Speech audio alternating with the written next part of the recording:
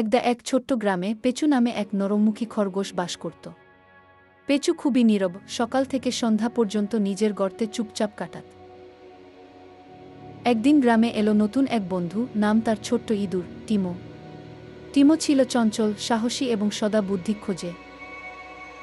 Timor প্রথম দেখা হয়েছিল পেঁচুর গর্তের সামনে। সে আশা করেছিল পেঁচু দ্রুত এসে কথা বলবে, কিন্তু পেঁচু নিশ্চুপ সময় পার করল। টিমো অবাক হয়ে বলল, তুমি কথা বলবে না? পরের দিন টিমো নিয়ে এল রঙিন বেলুন। টিমু বলল, দেখো পেঁচু, আমরা খেলতে পারি। পেঁচু প্রথমে লজ্জায় বট ভাবল, আহা কি রঙিন ও মজার। ধীরে ধীরে দুজন মিলে বেলুন ধরল, দৌড়াল, হাসল, এভাবেই তাদের বন্ধুত্ব শুরু হয়। শেষে তারা গ্রাম জুড়ে খেলে ফিরল। পেঁচু আর টিমো এর জলখাবারে বসে হাসির আড্ডা ঘটাল, আর বেলুন আকাশে উড়িয়ে গেল।